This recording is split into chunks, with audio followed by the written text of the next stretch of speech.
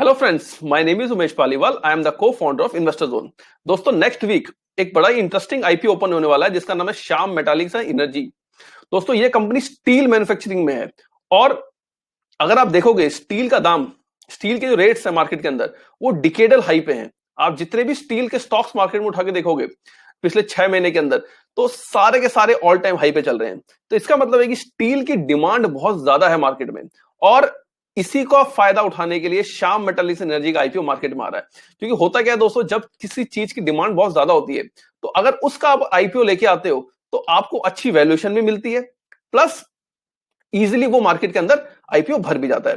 तो आज के इस वीडियो में मैं डिस्कस करूंगा कि ये पर्टिकुलर जो कंपनी आ रही है इसका बिजनेस मॉडल क्या है, कैसे ये मैन्युफैक्चर करते हैं, कौन कौन से प्रोडक्ट्स मैन्युफैक्चर करते हैं और कैसे ये मार्केट के अंदर उसको सेल आउट करते हैं।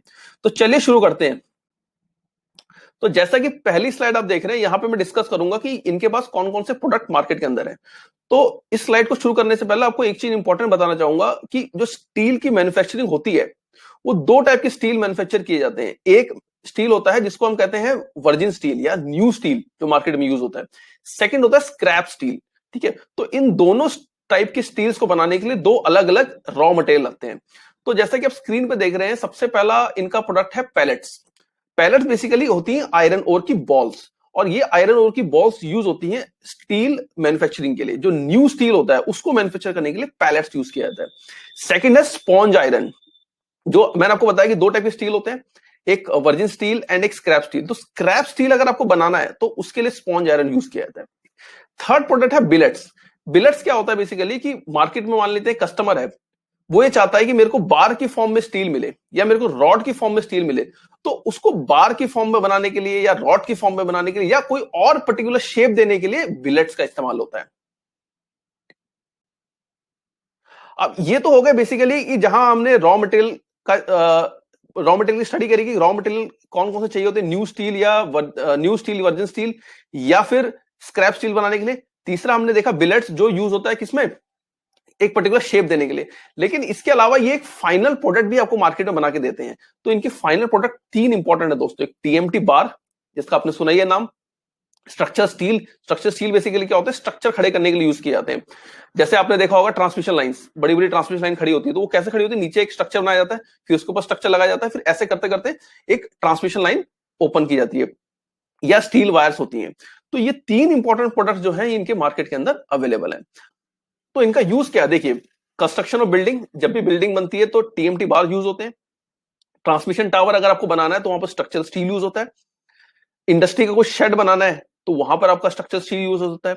कोई स्ट्रक्चर खड़ा करना है, कोई रोड बनानी है, डैम बनाने हैं या एयरपोर्ट्स बनाने हैं, तो यहां पर जितनी भी एप्लीकेशंस हैं इंफ्रास्ट्रक्चर की जो आप सोच सकते हैं, वहां पर टीएमटी बार, स्ट्रक्चरल स्टील या स्टील वायर्स का इस्तेमाल होता है।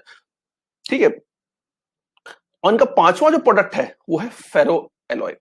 दोस्तों, फेरो एलॉय क्या होता है, ये एक स्पेशल स्टील होता है। जैसे ही हमने स्टील पढ़ा कि स्टील की मैन्युफैक्चरिंग उन्होंने कर दी, लेकिन अगर आपको स्टील, स्पेशल स्टील बनाना है तो उसमें क्या होता है कि स्टील के अंदर मैग्नीज, एल्यूमिनियम या सिलिकॉन को मिलाया जाता है, मिला के एक स्पेशल स्टील बनाया जाता है। स्पेशल स्टील का मतलब होता है उसमें अलग अलग फिर प्रॉपर्टीज आ जाती है। स्टील की प्रॉपर्टीज तो है ही, तो जब उसको एलॉय बना दिया जाता है या मैग्नीज, एल्यूमिनियम, सिलिकॉन के साथ मिला देते तो उनकी प्रॉपर्टीज चेंज हो जाती है। तो एप्लीकेशन के हिसाब से कि मेरे को इस पर्टिकुलर जगह पे इस टाइप के स्ट्रेंथ चाहिए, इस टाइप के स्ट्रक्चर चाहिए, इस टाइप का प्रॉपर्टीज चाहिए, तो उसके हिसाब से ये बनाते हैं। तो वो फेरो एलॉय उसको नाम दिया जाता है। तो ये भी इनका एक प्रोडक्ट है। तो दोस्तों, हमने 5 प्रोडक्ट यहां पे देख लिए। ठीक है, पैलेट्स, स्पॉन्ज आयरन, ये दोनों रॉ मटेरियल हो गए। बिलेट्स, शेप देने के लिए। TMT bar, structural steel and steel wires, ये तीन मेन फिनिश प्रोडक्ट्स हैं इनके।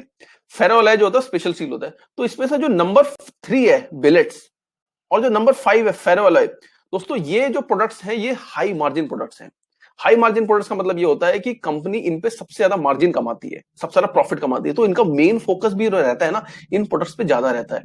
बाकी हालांकि ये 4th नंबर का जो प्रोडक्ट है ये भी बहुत इंपॉर्टेंट प्रोडक्ट है, लेकिन यहाँ पे मार्जिन कम है as compare to number 3 billets and number 5 फेरोल है। अब देखते हैं इनकी मैन्युफैक्चरिंग प्लांट्स कितने हैं। दोस्तों, इनके पास 3 मेन मैन्युफैक्चरिंग प्लांट्स हैं। एक संबलपुर उड़ीसा के अंदर है और 2 वेस्ट बंगाल के अंदर, जमुई और मंगलपुर। तो ये 3 मैन्युफैक्चरिंग प्लांट्स हैं। इन मैन्युफैक्चरिंग प्लांट्स को यूज करते हुए ये जितने भी हमने प्रोडक्ट्स अभी तक डिस्कस करे थे वो ये मैन्युफैक्चर करते हैं। अभी सेल कहां पे करते हैं? जैसे कि मैंने आपको बताया कि देखिए, आप एक चीज समझने की कोशिश कीजिए कि इनका जो मेन प्लांट है उड़ीसा के अंदर एक है और 2 वेस्ट बंगाल के अंदर है, तो इनकी जो स्ट्रेटेजिक लोकेशन है वो बड़ी शानदार है। उसका मैं आपको रीजन बताता हूं। देखिए, आपके पास आपने एक मैन्युफैक्चरिंग यूनिट सेटअप कर ली।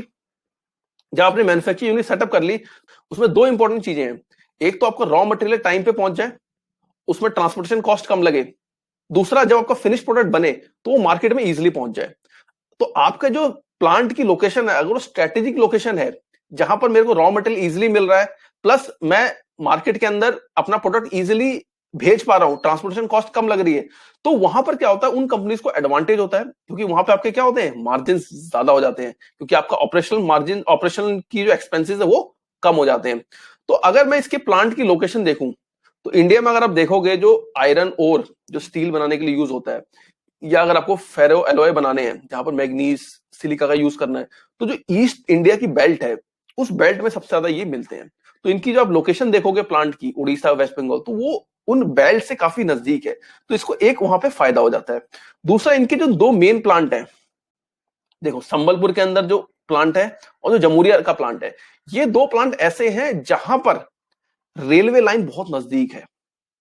तो इनका क्या है बेसिकली कि आपका रॉ मटेरियल आया, रॉ मटेरियल को यूज करके मैंने फाइनल प्रोडक्ट्स बनाए। इंपॉर्टेंट कौन से 3 मैंने आपको डिस्कस कर लिया, टीएमटी बार, स्ट्रक्चरल स्टील और स्टील वायर। ये 3 उन्होंने प्रोडक्ट बनाए, उसको ट्रक पे लोड किया और नियर बाई ट्रेन की जो सप्लाई है, ट्रेन की जो लाइन है वहां भेज दिया। तो वहां से फिर ट्रेन की लाइन के थ्रू वो अलग अलग स्टेट्स में इजिली पहुंच जाता है। तो दोस्तों, ट्रेन के होने से वजह से क्या होता है, इनकी ट्रांसपोर्टेशन कॉस्ट कम हो जाती है। अब ये बेचते कहां कहां पे हैं? तो अगर आप देखोगे, इनका जो संबलपुर का प्लांट है उड़ीसा वाला, वो कैटर करता है वेस्ट रीजन को, ठीक है, और साउथ रीजन को। और जो इनका वेस्ट बंगाल वाला प्लांट है, वो कैटर करता है ईस्टर्न रीजन को और नॉर्दर्न रीजन को। तो इनके टोटल 14 स्टेट्स हैं जहां पर ये अपने फिनिश्ड प्रोडक्ट को सेल करते हैं। तो उसमें वेस्ट बंगाल है, उड़ीसा है, बिहार है, झारखंड है, त्रिपुरा है, सिक्किम है, असम, अरुणाचल प्रदेश, मणिपुर, मेघालय, उत्तराखंड, उत्तर प्रदेश, पंजाब, हरियाणा।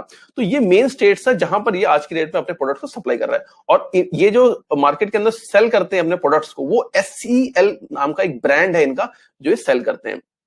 और इनका मेनली जो सेल होता है मार्केट में, जो इनके 14 स्टेट्स हैं जहां ये सेल आउट कर रहे हैं, तो वो टोटल इनके पास 42 डिस्ट्रीब्यूटर्स है जिनके थ्रू ये मार्केट में सेल करते हैं।